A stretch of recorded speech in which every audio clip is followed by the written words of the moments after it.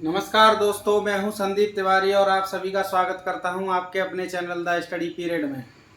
तो दोस्तों, जैसे कि हमने पहली क्लास में बताया था आपको कि हमारा ये जो सेगमेंट हमने चालू किया है जिसके अंदर आपको साइकोलॉजी और पेडागोजी की सारी कक्षाएं मुफ्त में अवेलेबल करवाएंगे। तो उन्हीं कक्षाओं में से आज जो क्लास आपकी होने वाली है, जैसा कि टॉपिक आपको बोर्ड पर दिख रहा है, वो टॉपिक का नाम क्या है? अधिगम। बहुत ही ज़्यादा महत्वपूर्ण टॉपिक है ये। हर एक एग्जाम के अंदर 5 से 6 क्वेश्चन इस टॉपिक से देखने को मिलते हैं।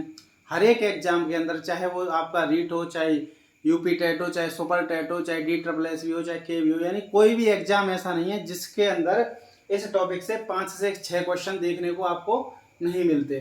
तो ये टॉपिक जो है बहुत ज़्यादा इम्पोर्टेंट है पॉइंट ऑफ व्यू से, किसके? एग्जाम के पॉइंट ऑफ व्यू से। तो आज हम अधिगम के बारे में पढ़ेंगे। अधिगम होता क्या है, अधिगम की विशेषताएं क्या हैं, अधिगम के सिद्धांत क्या हैं, फिर इसके बाद अधिगम पठार क्या है, अधिगम वक्र क्या है, अधिगम को प्रभावित करने वाले कारक क्या हैं। तो इन सारी चीज़ों के बारे में हम पढ़ते हुए और फिर लास्ट में अधिगम का स्थानांतरण। तो इस तरीके से हम जो है पूरा अधिगम टॉपिक यहाँ पे कवर करेंगे। तो इसमें 10 से 12 क्लास होने वाली है अधिगम टॉपिक की। तो आज इस जो 10 से 12 क्लास हैं, उन 10 से 12 क्लास में आज आपकी पहली क्लास है यहाँ पे। तो अधिगम होता क्या है, अधिगम की परिभाषा क्या है, ये आज हम समझेंगे। तो अधिगम क्या होता है, अधिगम की परिभाषा क्या है? तो परिभाषा है अधिगम की कि अभ्यास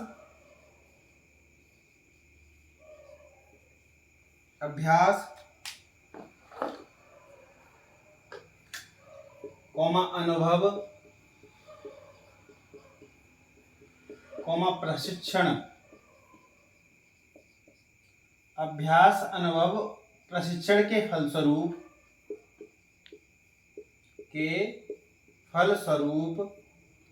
व्यवहार में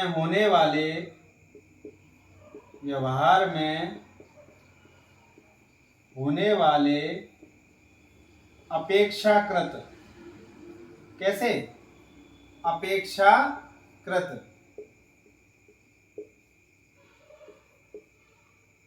अपेक्षाकृत स्थायी परिवर्तन।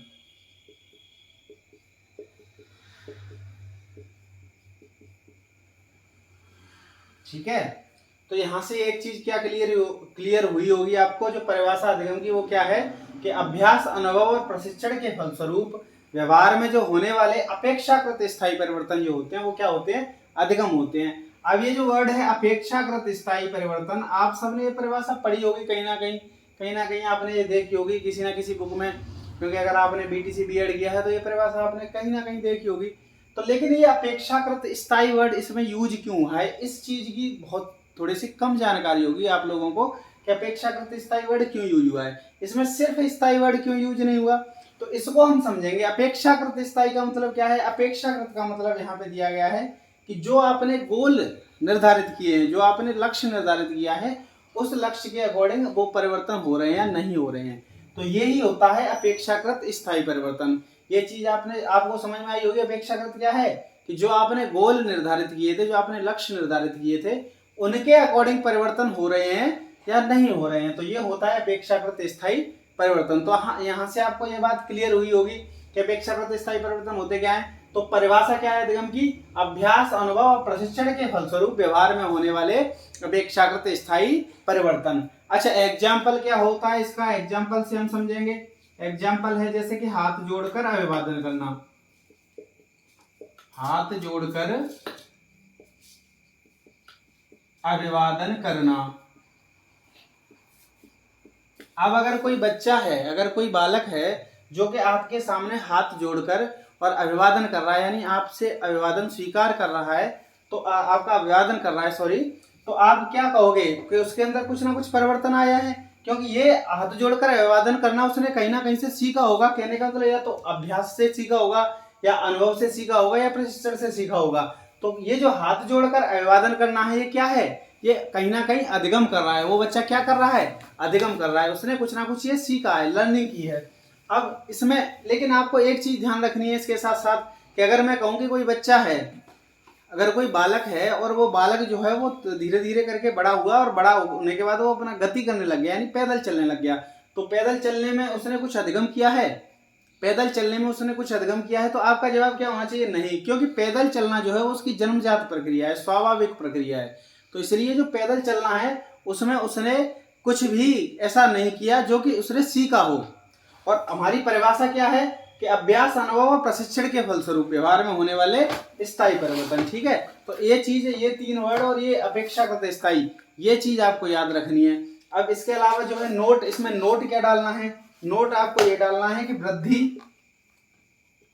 क्या डालना है, वृद्धि, परिपक्वता, वृद्धि, परिपक्वता या थकान, थकान या बीमारी,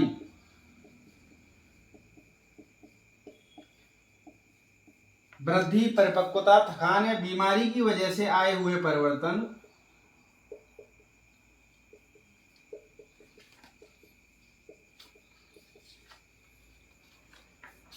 अधिगम की श्रेणी में नहीं होंगे, अधिगम की श्रेणी में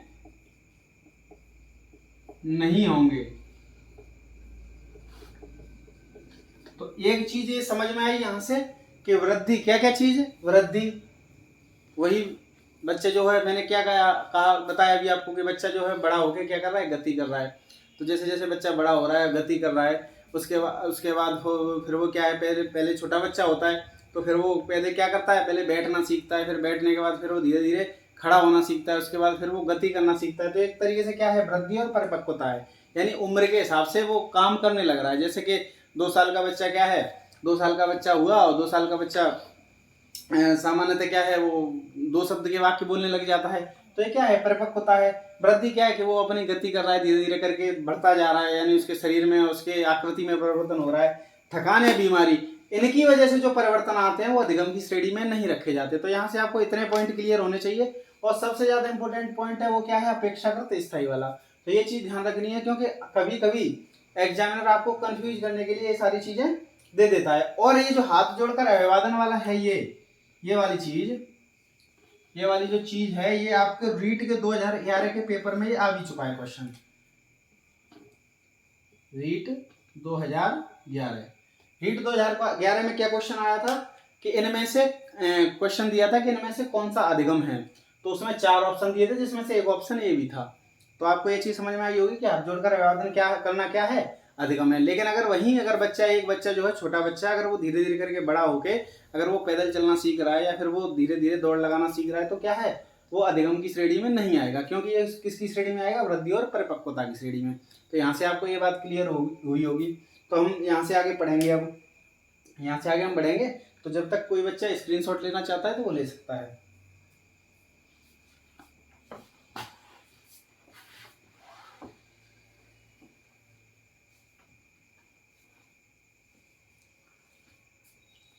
ठीक है, तो अब हम यहाँ से आगे क्या पढ़ेंगे, कुछ महत्वपूर्ण परिभाषाएं।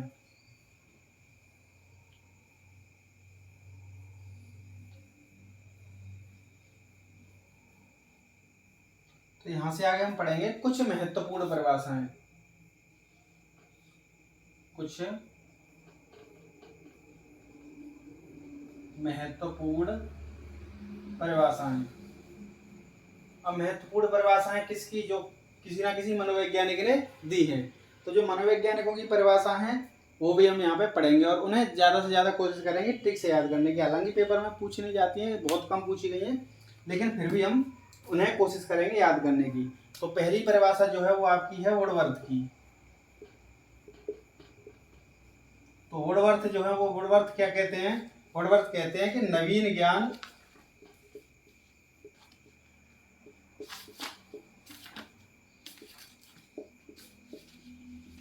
नवीन अभिवृत्तियों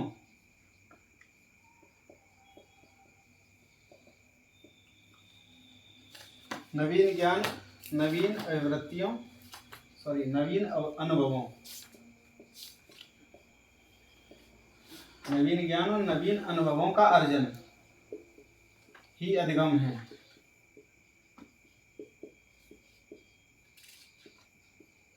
ऐसा कौन कहते हैं, वुडवर्थ कहते हैं।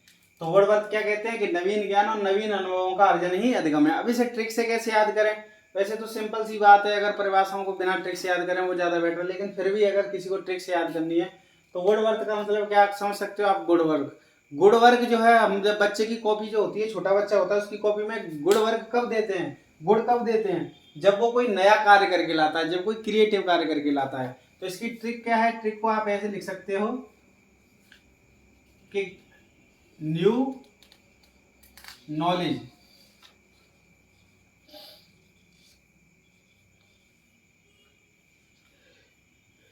न्यू नॉलेज के लिए आप क्या देते हो? Good work.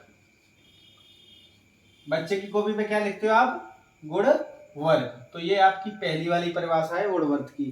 अब अगली परिभाषा है आपकी गेट्स की। तो गेट्स की परिभाषा क्या है आपकी दूसरी? तो गेट्स की परिभाषा हम देखेंगे।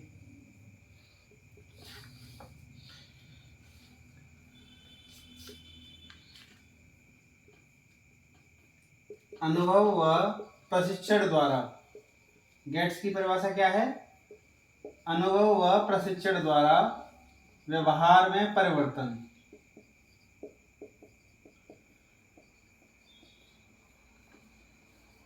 अनुभव व प्रशिक्षण द्वारा व्यवहार में परिवर्तन ही अधिगम है। ये किसने कहा था? गेट्स ने।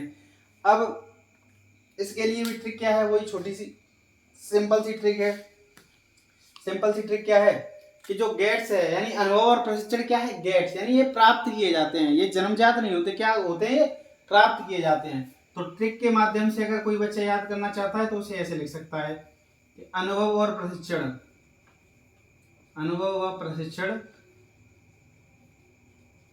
क्या होते हैं? प्राप्त किए जाते हैं। प्राप्त यानी गेट्स।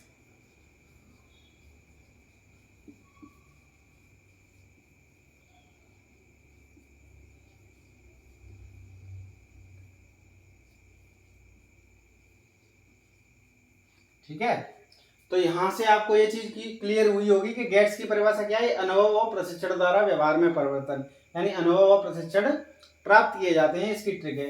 और ये जो सारी परिभाषाएं मैंने आपको जो सबसे पहले परिभाषा करवाई थी, उन्हीं उसी परिभाषा से कहीं ना कहीं सारी रिलेट हो रही होंगी। किसी परिभाषा से कोई शब्द ले लिया, किसी परिभाषा से कोई शब्द ले लिया, और वो जो शुरुआत वाली परिभाषा थी वो सभी परिभाषाओं का आप कह सकते हो एक तरीके से मिक्सचर है, यानी वो इन सभी परिभाषाओं में सबसे बेटर परिभाषा थी, ऐसा आप बोल सकते हो। तो ये आपकी जो गेट्स की परिभाषा यहाँ से आपको क्लियर हुई होगी। अब अगली परिभाषा जो है वो आपकी है क्रो एंड क्रो की। अगली परिभाषा किसकी है? क्रो एंड क्रो की। तो क्रो एंड क्रो क्या कहते हैं? आदत, ज्ञान और अभिवृत्तियों का अर्जन, अभिवृत्तियों का अर्जन, अर्जन ही अधिगम है, ऐसा कौन कहते हैं? क्रो एंड क्रो कहते हैं। तो अब क्रो एंड क्रो के लिए ट्रिक क्या है? क्रो एंड क्रो में कितने वर्ड दिख रहे हैं आपको? 1, 2 और 3। तो इसी तरीके से यहाँ पे कितने वर्ड हैं? 1, 2 और 3। तो ऐसे करके आप याद कर सकते हो। अब इसमें समझने वाली क्या चीज है? अभिवृत्ति क्या होती है? तो अभिवृत्ति क्या होती है? अभिवृत्ति को बोलते हैं, इंग्लिश में बोलते हैं यहाँ पे एटीट्यूड। क्या बोलते हैं? एटीट्यूड। तो आजकल जो हम शब्द यूज करते हैं ना बहुत बार कि एटीट्यूड दिखा रहा है, एटीट्यूड दिखा रहा है, तो एटीट्यूड वो वर्ड दिखाने का नहीं होता। एटीट्यूड वर्ड अलग है, जो हम लोगों को दिखाते हैं वो होता है ईगो। वहां पे क्या कहते, उस जगह अगर आप वर्ड ईगो वाला वर्ड यूज करें तो वो ज्यादा बेटर होगा। एटीट्यूड क्या है? एटीट्यूड अभिवृत्ति होता क्या है? आपके सोचने का नजरिया, या फिर इसको बोल सकते हो आप दृष्टिकोण। क्या बोल सकते हो आप? दृष्टिकोण।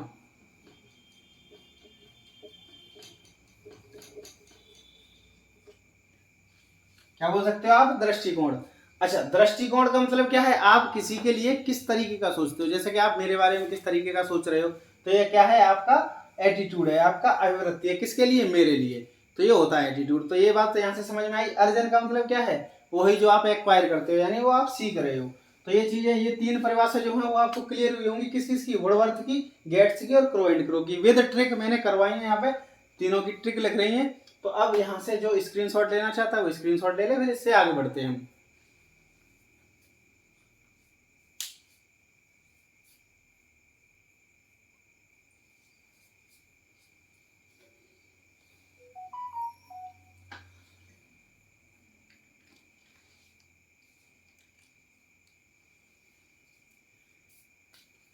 ठीक है, तो अब इससे आगे हम बढ़ते हैं। अगली परिभाषा जो है वो तीन परिभाषाएं हो चुकी है।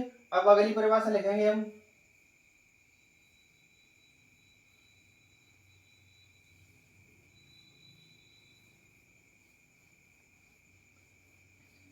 आपकी जो अगली परिभाषा है वो परिभाषा है आपकी स्किनर की।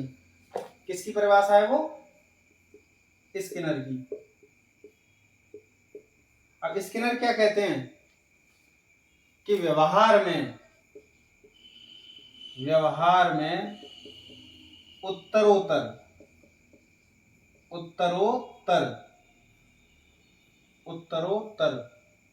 अनुकूलन, व्यवहार में उत्तरोत्तर अनुकूलन या फिर समायोजन, व्यवहार में उत्तरोत्तर अनुकूलन या फिर समायोजन ही अधिगम है, ऐसा कौन बोलते हैं? स्किनर बोलते हैं। अच्छा, अब यहाँ से इसकी ट्रिक क्या है? इसकी ट्रिक थोड़ी सी क्या बोलते हैं, आजकल के बच्चों के लिए बड़ी पसंद आने वाली ट्रिक है, जो आजकल के बच्चे चाहते हैं। तो ये चीजें बड़ा उन्हें अच्छी लगती हैं। जैसे कि इश्क से क्या, स्किनर से क्या समझ सकते हो आप? इश्क तो सब जानते ही हो। और इश्क जो होता है उसमें क्या है? उत्तरोत्तर अनुकूलन, यानी इश्क में व्यक्ति जो होता है ना, इश्क, तो इश्क में व्यक्ति का समायोजन नहीं हो पाता। इश्क में व्यक्ति जो है वो अपने आप को अनुकूल नहीं कर पाता, या फिर ऐसे समझ लो कि इश्क में व्यक्ति को सामने वाले के अकॉर्डिंग अनुकूलन करना पड़ता है। हो तो नहीं पाता लेकिन करना पड़ता है जबरदस्ती। तो इश्क में व्यक्ति को क्या करना पड़ता है? इश्क में समायोजन या फिर अनुकूलन करना पड़ता है।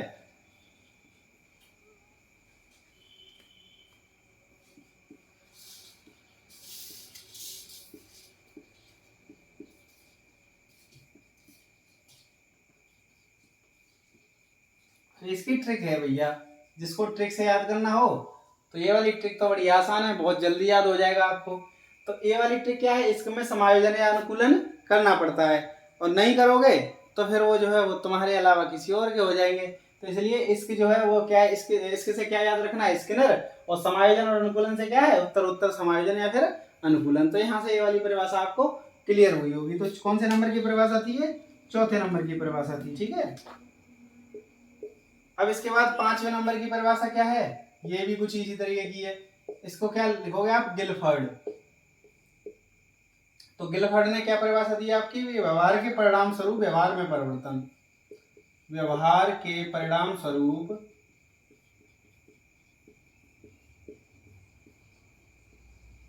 व्यवहार में परिवर्तन।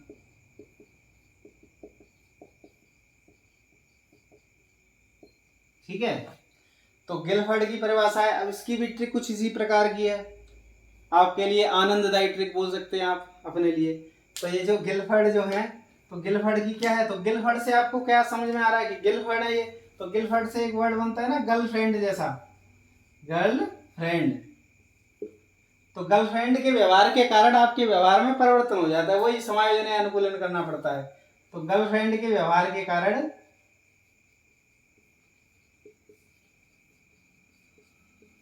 आपके व्यवहार में परिवर्तन हो जाता है। समझने के लिए है बस ये, ठीक है। तो गर्लफ्रेंड के व्यवहार के कारण आपके व्यवहार में परिवर्तन हो जाता है। ये किसने कही है? गिलफर्ड ने कही है। अच्छा, अब इसके बाद जो अगली परिभाषा आती है, वो अगली परिभाषा जो है वो किसकी है? वो अगली परिभाषा है आपकी किम्बले की। किम्बले क्या कहते हैं आपके? किम्बले कहते हैं पुनर्बलित अभ्यास के फलस्वरूप, पुनर्बलित अभ्यास के फलस्वरूप,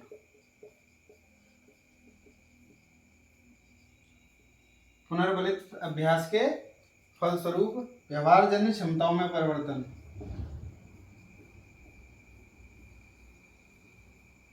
व्यवहारजन्य क्षमताओं में परिवर्तन।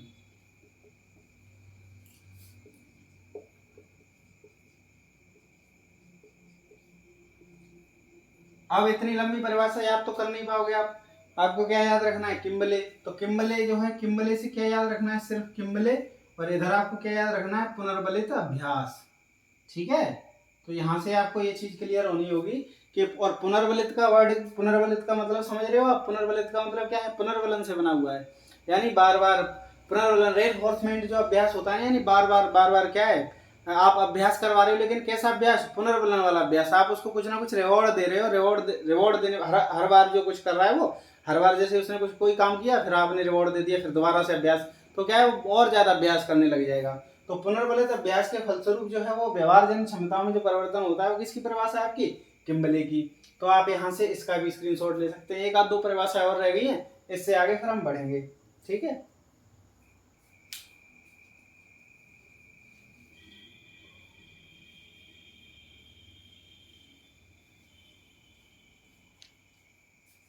ठीक है, अब अगली है हमारी परिभाषा, 6 परिभाषाएं हो चुकी हैं अपनी।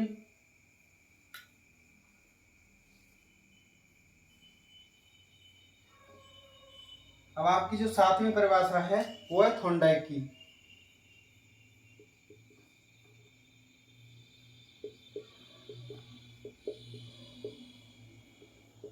थॉर्नडाइक क्या कहते हैं, उपयुक्त अनुक्रिया चयन, उपयुक्त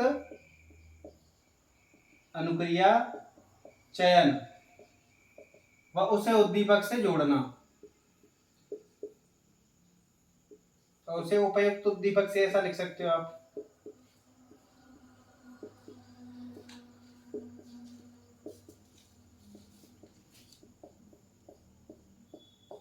ठीक है, अब ये बात समझ में आई होगी आपको, थॉर्नडाइक क्या कह रहे हैं, उपयुक्त अनुक्रिया, यानी आप क्या करो, एक ऐसी उपयुक्त अनुक्रिया चयन करो।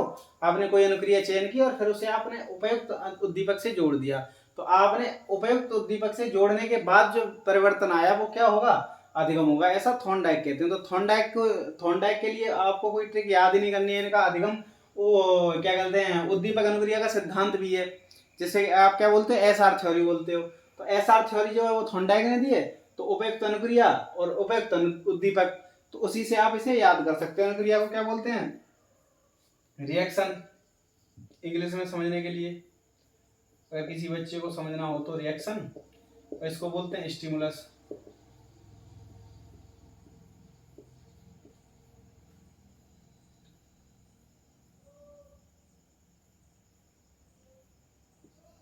ठीक है, मीनिंग देख लेना एक बार, अगर गलत हुई होगी तो। ठीक है, तो ये समझ में आया यहाँ से, इसको क्या बोलते हैं, स्टिमुलस। तो ये क्या है, रिएक्शन। तो ये थॉर्नडाइक क्या कहते हैं, क्योंकि अब इन्होंने कहा है कि उपयुक्त अनुक्रिया चयन और उसे उस उपयुक्त उद्दीपक से जोड़ना। तो वैसे भी थॉर्नडाइक की एसआर थ्योरी आपको पता ही होगा, एसआर थ्योरी किसकी है, थॉर्नडाइक की। तो यहाँ पे देखो एस और आर, तो यहाँ से आपको समझ में आ जाएगा, इसकी ट्रिक बनाने की जरूरत है नहीं। अब अगली जो परिभाषा है आपकी, लास्ट परिभाषा हम लिखेंगे, वो है आपकी क्रोनबेक की। क्रोनबेक क्या कहते हैं, अनुभव के परिणाम स्वरूप होने वाले परिवर्तन, अनुभव के परिणाम स्वरूप होने वाले परिवर्तन।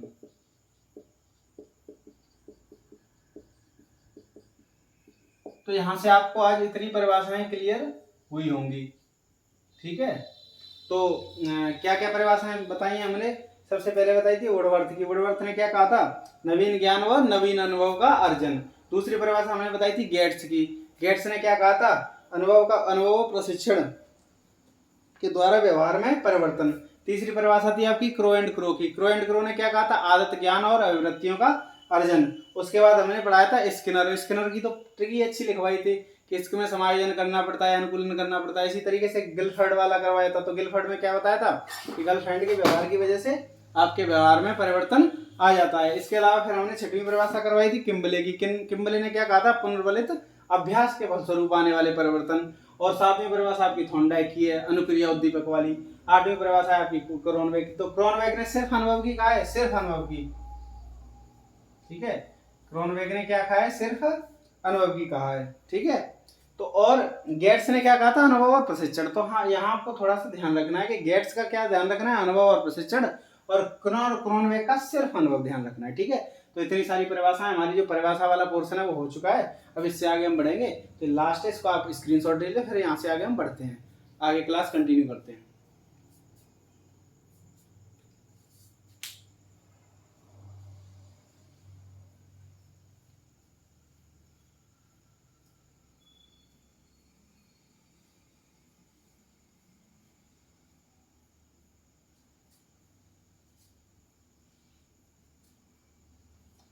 ठीक है, अब इससे आगे हम यहाँ पे क्या करेंगे, इसकी विशेषताएं करेंगे।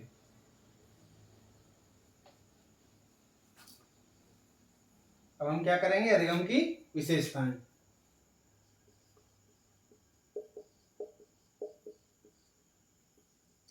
तो जो आपको अब मैं आज एक चीज समझाऊं, विशेषताएं जो होती हैं, विशेषताएं जो क्या होती हैं, वो ज्यादातर जो परिभाषाएं दी है ना मनोवैज्ञानिकों ने, उन्हीं परिभाषाओं में से कुछ ना कुछ लाइन लेके, कुछ ना कुछ वर्ड लेके जो विशेषताएं बनाई जाती हैं, क्योंकि विशेषताएं कहीं ना कहीं परिभाषाओं से रिलेट करती हैं।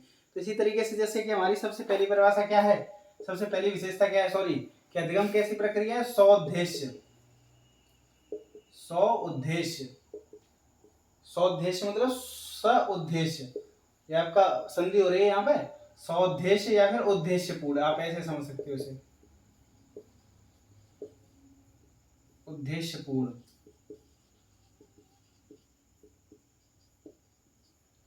यानी कैसी प्रक्रिया है, उद्देश्यपूर्ण प्रक्रिया है। उद्देश्यपूर्ण क्या है कि आपने कोई गोल सेट किया, पहले क्या किया, आपने कोई गोल सेट किया, तो जब तक आप कोई गोल सेट नहीं करते, जब तक आप अधिगम नहीं कर पाते। जैसे कि आप क्या करोगे, पहले आपने एक गोल सेट कर दिया, एक लक्ष्य निर्धारित कर लिया, तो उद्देश्य आपने क्या कर लिया, एक लक्ष्य निर्धारित कर लिया, आप उसको उद्देश्य उस लक्ष्य को पूर्ण करने के लिए क्या कर रहे हो, अधिगम कर रहे हो। तो कैसी प्रक्रिया हो गई है, उद्देश्यपूर्ण प्रक्रिया होगी। तो ये पहली वाली लाइन आपको समझ में आई होगी। दूसरी लाइन है सतत, सार्वभौमिक और सार्वकालिक होता है।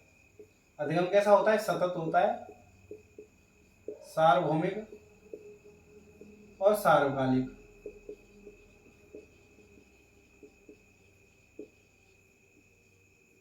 ठीक है, अब यहां से ये तीनों वर्ड जो हैं, तीनों वर्ड अगर हिंदी में किसी को दिक्कत आ रही हो इन वर्डों में, तो हम इंग्लिश में लिखेंगे। अब सतत क्या होता है, कंटिन्यूअस, तो सभी बच्चे जानते हैं कंटिन्यूअस क्या होता है। कंटिन्यूअस यानी लगातार। कैसा होता है अधिगम, सतत होता है, कंटिन्यूअस होता है, लगातार होता है। सार्वभौमिक क्या होता है, यूनिवर्सल। अब यूनिवर्सल वर्ड का समझ में आ रहा है, यूनिवर्सल होता है कि अधिगम ऐसा नहीं है कि सिर्फ आपके इंडिया में ही हो रहा है। ऐसा नहीं है कि अधिगम हम इंडिया में रह रहे तो सिर्फ इंडिया के बच्चे ही अधिगम करते हैं, ऑस्ट्रेलिया वाले, अमेरिका वाले, या फिर कहीं वेस्ट इंडीज वाले, या फिर कोई दूसरी कंट्री के जो है वो अधिगम नहीं करते। सारे लोग सभी जगह पे अधिगम करते हैं, कोई किसी माध्यम से कर रहा है, कोई किसी तरीके से कर रहा है, लेकिन कैसा है, यूनिवर्सल है, सब जगह होता है। तीसरी चीज क्या है, सार्वकालिक है। सार्वकालिक का क्या है, सभी जगह होता है, यानी सब समय पर हो सकता है, किसी भी समय पर हो सकता है। कहने का मतलब यह है किसी भी समय पर हो सकता है। तो इसको क्या लिखेंगे, इसका मीनिंग, ठीक है, इसको आप ऐसे समझ लीजिए कि अधिगम कैसा है, सार्वकालिक है, सार्वभौमिक है, सतत है और सार्वकालिक है, यानी सभी जगह और सभी समय पर हो सकता है। तो ऐसा नहीं है कि अधिगम के लिए कोई समय फिक्स कर लिया हो आपने, कि नहीं साहब आप सुबह ही सुबह सीखोगे, आप शाम ही शाम को सीखोगे, आप दोपहर को, कभी भी कर सकते हो आप। अधिगम क्या है, आप कभी भी कुछ भी सीख सकते हो। तो ये चीज आपको दूसरा वाला पॉइंट क्लियर हुआ होगा। अब तीसरा पॉइंट क्या है, आपको अर्जित प्रक्रिया है। कैसी प्रक्रिया है ये, अर्जित।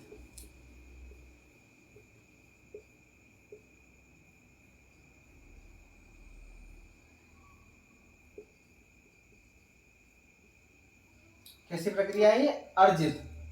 अर्जित को आप क्या कहते हो, एक्वायर्ड, एक्वायर्ड प्रोसेस है। तो अर्जित का मतलब आप सीख रहे हो, अर्जन कर रहे हो, आप अर्जन कर रहे हो, आप सीख रहे हो, एक्वायर कर रहे हो। ऐसा नहीं कि आप पहले से सीख के आए हो, आप गर्भ से ही सीख के आए हो, आप जन्म से सीख के आए हो, आप क्या कर रहे हो, सीख रहे हो। तो ये क्या है, एक्वायर है, यानी आप वातावरण से सीख रहे हो, आप लोगों के साथ में रह के सीख रहे हो, आदत से, वो क्या बोलते हैं, अभ्यास से, अनुभव से, प्रशिक्षण से सीख रहे हो। तो कैसी कैसी प्रक्रिया होगी, एकदम अर्जित प्रक्रिया होगी। तो ये वाली लाइन समझ में आई होगी। अब अर्जित के अलावा कैसी हो सकती है, ये व्यक्तिगत भी हो सकती है और सामाजिक भी हो सकती है।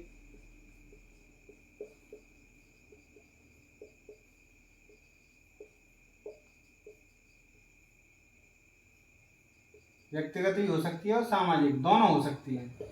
यानी व्यक्ति अकेला भी सीख सकता है और व्यक्ति वातावरण में रहकर भी सीख सकता है। अकेला भी व्यक्ति जो है वो सीख सकता है और वातावरण के साथ भी सीख सकता है। तो कैसी प्रक्रिया है ये, व्यक्तिगत भी है और सामाजिक भी है। इसके अलावा जो अगली लाइन है वो क्या है, पहले आप स्क्रीनशॉट ले लें, फिर इससे आगे बढ़ते हैं।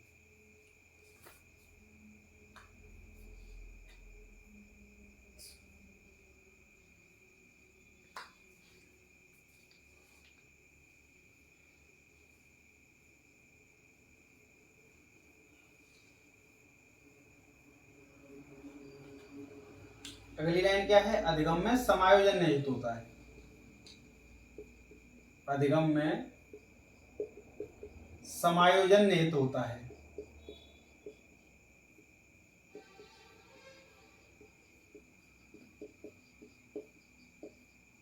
अब समायोजन वर्ड समझ रहे हो? समायोजन जो वर्ड है, समायोजन क्या है?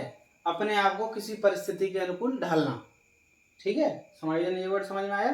समायोजन क्या है कि अपने आप को जो परिस्थिति है आपकी, उन परिस्थितियों के अनुकूल ढालना, वो होता है समायोजन। तो अधिगम में समायोजन निहित होता है। तो ये वाली बात आपको समझ में आ गई होगी। यहाँ से अगली लाइन जो है आपकी, वो है आपकी अधिगम कैसा होता है? सृजनात्मक होता है। अधिगम कैसा होता है? सृजनात्मक होता है।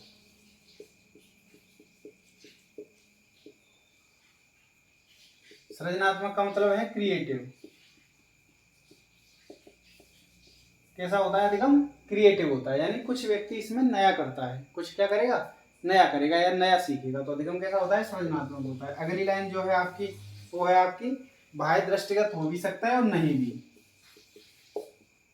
बाह्य दृष्टिगत,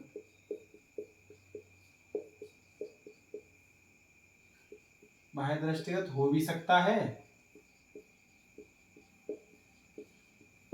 और नहीं भी। अब इससे आपको क्या समझ में आया कि अधिगम जो है वो मतलब आपको दिख भी सकता है कि अधिगम हो रहा है, और दूसरी चीज जो है आपको मतलब नहीं भी दिख सकता। कैसे? जैसे कि बच्चे ने अभी हाथ जोड़कर अभिवादन किया, आप घर पे गए और बच्चे ने हाथ जोड़कर आपका अभिवादन किया, यानी आपको नमस्ते किया हाथ जोड़कर, तो आपको दिख रहा है कि अधिगम बच्चे ने किया है। यहाँ पे आपको समझ में आया कि बच्चा अधिगम कर रहा है। लेकिन बच्चा क्या, जैसे कि दूसरी चीज इसमें आती है कि बच्चा पढ़ने में कैसा है, बच्चा कितना पढ़ रहा है, क्या पढ़ रहा है। अब मैं मान लो आपको पढ़ा रहा हूँ और आप पढ़ रहे हो या क्या कर रहे हो, वीडियो देख रहे हो या सिर्फ ऐसी वीडियो चला के छोड़ दिया आपने, तो मैं कैसे देख सकता हूँ ये चीज़ कि आप पढ़ रहे हो या नहीं पढ़ रहे हो, सिर्फ वीडियो ही देख रहे हो। तो उसमें क्या है कि आप क्या है, अधिगम बाह्य दृष्टिगत हो सकता है, ये वाली बात आपको उससे समझ में आई होगी, नमस्ते वाले एग्जाम्पल से। और दूसरी चीज़ नहीं भी, इससे आपको कैसे समझ में आई होगी, जैसे कि सामने वाला बच्चा आप क्लास में पढ़ा रहे हो, तो आपको कैसे पता चलेगा वो बच्चा पढ़ रहा है या नहीं पढ़ रहा है, उसके दिमाग के अंदर वो चीज़ें जा रही हैं या नहीं जा रही है। वो किताब खोल के तो बैठा है आपके सामने, लेकिन वो नहीं पढ़ रहा हो, ऐसा भी हो सकता है, सिर्फ किताब खोली हो। तो ये क्या है, अधिगम बाह्य दृष्टिगत हो भी सकता है और नहीं भी। तो ये चीज आपको यहाँ से समझ में आई होगी। इसके अलावा जो अगली लाइन है वो क्या है, इसमें सदैव एक प्रकार का अनुभव सम्मिलित होता है। इसमें सदैव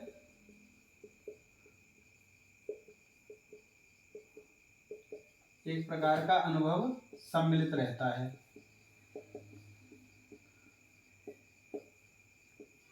अब ये वाली लाइन जो है वो मैंने अभी परिभाषा में बताई थी, उसी में समझा दी कि अधिगम होता क्या है। बिना अनुभव के आप अधिगम कर ही नहीं सकते। अधिगम अनुभव, अभ्यास और प्रशिक्षण, इसके द्वारा ही अधिगम करते हैं। तो इसमें क्या है, सदैव एक प्रकार का अनुभव सम्मिलित रहेगा। तो ये वाली लाइन यहाँ से क्लियर हो गई होगी।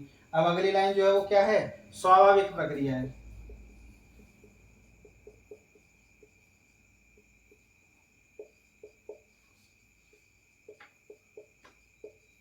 कैसी प्रक्रिया है अधिगम? स्वाभाविक प्रक्रिया है। स्वाभाविक का मतलब क्या है कि व्यक्ति जो है अधिगम, जो व्यक्ति के स्वभाव में ही होता है अधिगम करना, यानी सीखना। व्यक्ति कुछ ना कुछ सीखता रहता है, कभी ना कभी, कहीं ना कहीं व्यक्ति कुछ ना कुछ सीखता रहता है। ऐसा नहीं है कि व्यक्ति कुछ नहीं कर रहा तो वो कुछ नहीं सीख रहा है। कोई व्यक्ति जैसे कि आलसी है, वो घर पे पड़ा है, तो इसका मतलब है कि वो कुछ नहीं सीख रहा, कुछ ना कुछ तो सीख ही रहा होता है वो वहां से। वो ऐसा नहीं है कुछ ना कुछ नहीं सीख रहा, कुछ ना कुछ जरूर सीख रहा होगा। तो उसका मतलब क्या है, स्वाभाविक प्रक्रिया, हर एक व्यक्ति इसको सीखता है। अगली लाइन जो है वो है आपकी अनुमानित प्रक्रिया है। कैसी प्रक्रिया है? अनुमानित। अब अनुमानित प्रक्रिया क्या क्या मतलब है, आप अनुमान लगा सकते हो अधिगम में। अधिगम का मतलब, मैंने जैसे कि अब मैं आपको पढ़ा रहा हूँ, तो मेरा अनुमान क्या है कि मुझे ऐसा लग रहा है कि आप लोगों को ये चीज़ समझ में आ रही होगी, अच्छे से समझ में आ रही होगी। तो मैं क्या है, अनुमान ही तो लगा रहा हूँ, लेकिन ऐसा हो सकता है कि किसी बच्चे को नहीं समझ में आ रही हो। तो दोनों चीजें हैं। तो क्या है कि अनुमानित प्रक्रिया है। जैसे कि हमने एक लक्ष्य निर्धारित किया कि हम ना इसको 10 दिन में खत्म करवाएंगे। किसको? अधिगम को। अधिगम वाले टॉपिक को 10 दिन में खत्म करवा देंगे। तो अब 10 दिन में खत्म करवाएंगे, 10 दिन में आपको खत्म करवाने का मतलब है आपको हम सिखाएंगे। अब आपको सीख पा रहे हो या नहीं सीख पा रहे हो, मेरा टारगेट क्या है, मैं आपको सिखा रहा हूँ, लेकिन आप सीख पा रहे हो नहीं सीख पा रहे हो, तो मैं तो एक अनुमान लेके चल रहा हूँ ना कि आप सब लोग सीख रहे हो। तो ये क्या है, अनुमानित प्रक्रिया। यहाँ से ये वाली बात समझ में आई होगी। तो स्क्रीनशॉट ले लें, फिर आगे बढ़ते हैं हम।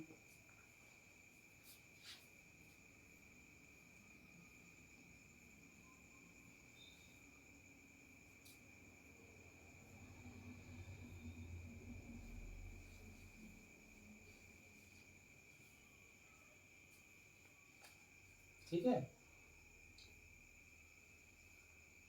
10 लाइन हो गई अपनी। ठीक है, एक लाइन और लिख लेते हैं, फिर इसे खत्म करेंगे हम।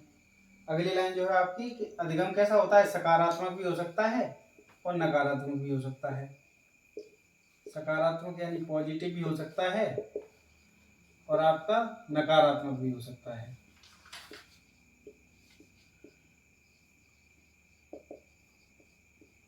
सकारात्मक भी हो सकता है और नकारात्मक भी हो सकता है। अब कुछ बच्चे कहेंगे कि अधिगम नकारात्मक कैसे हो सकता है। कुछ चीजें आप गलत चीजें भी सीख लेते हो, जैसे कि आप कहते हैं ना कि गलत संगत वाला एग्जाम्पल सुना होगा आपने। तो संगति, गलत संगत में पड़ के जैसे कि कोई बच्चा मान लो नशा करना सीख गया, या कोई बच्चा मान लो चोरी करना सीख गया, तो क्या सीखा, चोरी करना सीखा है, लेकिन क्या है वो सकारात्मक थोड़ी है, नकारात्मक है। सकारात्मक तो सारी चीजें जैसे कि जो अपन अच्छे समाज के लिए उपयोगी हो वो सारी तो सकारात्मक होंगी। लेकिन नकारात्मक का एग्जाम्पल समझ में आ गया कि बच्चा क्या है गलत संगत में रह के चोरी करना सीख गया, तो क्या हुआ, वो नकारात्मक ही तो हो गया। तो ये वाला अधिगम कैसा हुआ, नकारात्मक। तो अधिगम सकारात्मक भी हो सकता है और नकारात्मक भी हो सकता है। अब इसके आगे जो अगली लाइन है, लास्ट लाइन है कि इसमें मनोवैज्ञानिक घटनाओं का क्रम निहित होता है। इसमें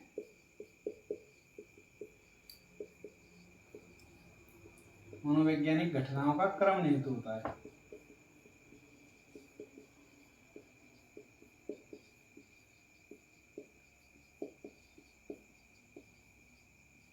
तो यहाँ से वाली लाइन का मतलब क्या है कि अधिगम जो है वो ऐसा नहीं है कि मैं डायरेक्ट में आया यहाँ पे और मैंने अधिगम आपको पढ़ाया आज ही, और आज ही आपके सारी 12 की 12 जो मैंने विशेषताएं करवाई हैं, 8 परिभाषाएं करवाई हैं, सारी सारी आपके दिमाग में घुस गई।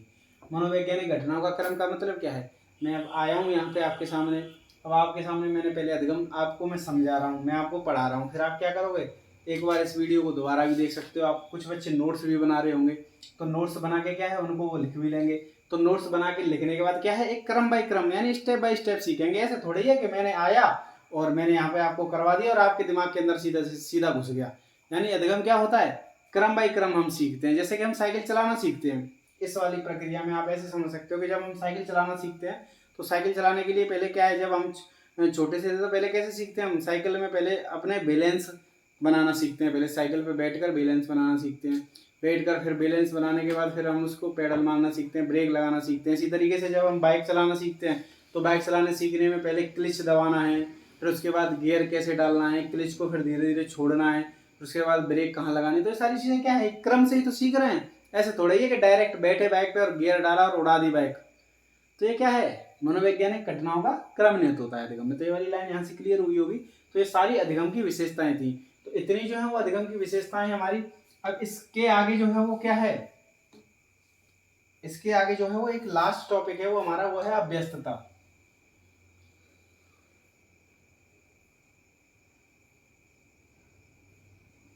इसके बाद जो लास्ट है वो है अभ्यस्तता। अब ये अभ्यस्तता क्या है, अभ्यस्तता क्या है, रीट के अंदर क्वेश्चन आ चुका है 2017 में, इसलिए हम आपको करवा रहे हैं। तो अधिगम और अभ्यस्तता में अंतर होता है, अधिगम और अभ्यस्तता में अंतर होता है। अधिगम क्या था, अपेक्षाकृत स्थायी परिवर्तन, यानी आपने जो अपेक्षा की उसके अकॉर्डिंग आपके परिवर्तन आ गए। लेकिन अभ्यस्तता क्या है, अभ्यस्तता एक जो है वो ऐसी चीज है कि जब हम किसी क्या कहते हैं, इसकी परिभाषा क्या है कि जब लगातार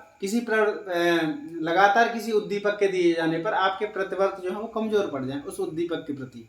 यानी मैं लगातार, जैसे कहने का मतलब इसे अभी हम समझाएंगे, पहले आप समझ लीजिए, इसे हम लिखेंगे, पहले आप समझ लो।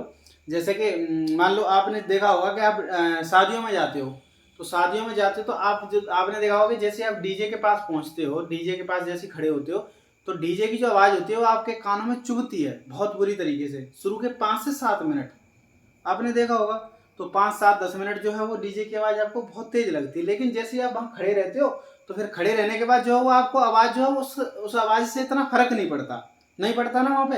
तो आप क्या है कि वो आवाज़ आपको इतना परेशान नहीं कर रही है। लेकिन क्या है कि जैसे ही आप डीजे से 2 घंटे या 1.5 घंटे या 2 घंटे बाद जैसे ही आप डीजे से वहाँ से दूर जाते हो उस जगह से, तो क्या होगा कि आपके कानों में आपने देखा होगा पी की सी आवाज़ निकलती रहती है। तो ये क्या है, ये अभ्यस्तता ही है। यानी आपने उस समय जो उद्दीपक लगातार दिया जा रहा था, उद्दीपक क्या था, डीजे लगातार बज रहा था, तो उसके बजने से जो आपके प्रतिवर्त थे आपके जो कानों के प्रतिवर्त थे वो क्या कर पड़ गए, कमजोर पड़ गए उस समय। तो जो कमजोर पड़ गए हैं ना वो कानों के प्रतिवर्त, वही क्या है, अभ्यस्तता। इसका एग्जाम्पल और भी अच्छा हो सकता है, जैसे कि जो हवाई जहाज, जो हवाई अड्डा होता है, हवाई अड्डा, तो हवाई अड्डे के पास में जो रहने वाले लोग होते हैं ना, तो उनके यहाँ से डेली हवाई जहाज निकलते हैं। तो हवाई जहाज की इतनी तेज आवाज़ आती है, तो वहाँ पे हम जैसे लोग जाएं, हम जाएं, आप जाएं, तो आप किसी ऐसे रिश्तेदार के यहाँ पे पहुँचें, तो जहाँ के जिसके बगल में जो है हवाई अड्डा हो, तो आप सो नहीं सकते रात में। क्यों नहीं सो सकते? क्योंकि आपको जो है वो हवाई जहाज की जो आवाज़ें होंगी ना आने और जाने की, वो आपको परेशान करेंगी। लेकिन वो लोग जो है वो आराम से सो रहे हैं वहाँ पे। क्यों सो रहे हैं? क्योंकि जो उनके कानों के प्रतिवर्त हैं वो क्या है, कमजोर पड़ गए हैं उसके प्रति। ऐसे ही रेलवे स्टेशन वाले लोग हैं। तो ये एग्जाम्पल आपको समझ में आया होगा कैसे कैसे करते हैं।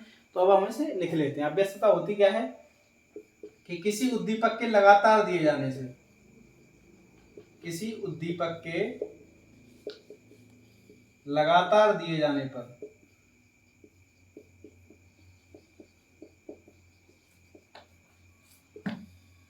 आपके प्रतिवर्त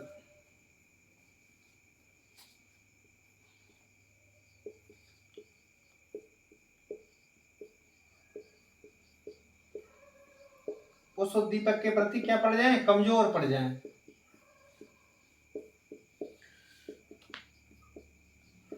उस उद्दीपक के प्रति कमजोर पड़ जाए।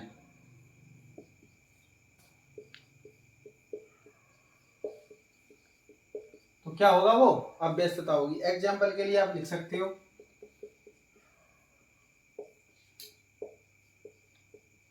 हवाई अड्डे के पास बने घर,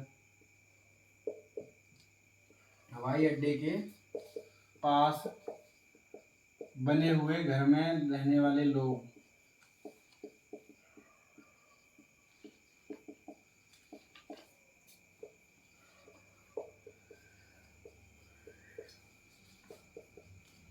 इससे आपको समझ में आ जाएगा कि जो हवाई अड्डे के पास जो बने हुए घर होते हैं ना, उसमें जो रहने वाले लोग हैं उनके कानों की जो उनको क्या है, आदत पड़ जाती है उस आवाज की। एक तरीके से अभ्यस्तता को आप ऐसे भी समझ सकते हो कि आदत पड़ जाना। कैसे भी समझ सकते हो, आदत पड़ जाना।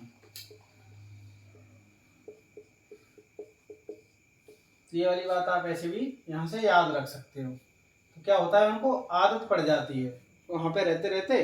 अब उनका डेली का काम है भाई, हवाई जहाज आएगा डेली जाएगा, तो क्या है, उसको आदत पड़ गई है व्यस्तता। तो इससे ये क्या हो गई, व्यस्तता। रीट के अंदर यही क्वेश्चन पूछा था कि अगर लगातार दिए जाने पर उद्दीपक के प्रति कमजोर पड़ जाए तो उसे क्या बोलेंगे। तो उसमें ऑप्शन दिए गए थे, अधिगम था, व्यस्तता थी, और 2-4 चीजें थी शायद, पुनर्बलन वगैरह। तो ऐसे करके क्वेश्चन आया था रीट में 2017 में। तो आपको यहाँ से ये सारी चीजें क्लियर हुई होंगी। तो अब यहाँ से आगे जो हम अपनी क्लास को जो है ना, अगली नेक्स्ट क्लास जो है कंटिन्यू करेंगे। हम हमारी क्लास को यही समाप्त कर रहे हैं। तो अगर आपको ये वाली वीडियो पसंद आई हो और जो मेरा कंटेंट है, जो हम आपको कंटेंट अवेलेबल करवा रहे हैं, वो आपको पसंद आ रहा हो, तो आप इस वीडियो को ज़्यादा से ज़्यादा लाइक करें, अपने दोस्तों में शेयर करें, और साथ ही साथ हमें कमेंट करके बताएं कि यहाँ पे क्या कमी है। आपको अगर कुछ ऐसा लग रहा है कि कुछ टॉपिक या कुछ चीज़ें छूट रही हैं, तो वो भी आप हमें कमेंट करके बता सकते हो, हम उसको भी करवा देंगे यहाँ पे, ठीक है। तो इसके अलावा लाइक करें, शेयर करें, ज़्यादा से ज़्यादा शेयर करें, और हमारे चैनल जो है स्टडी पीरियड, उसको सब्सक्राइब कर लें और बेल आइकन को दबा लें, जिससे कि आपको आने वाली जो वीडियो है ना, उनका अपडेट मिलता रहेगा। ठीक है, धन्यवाद।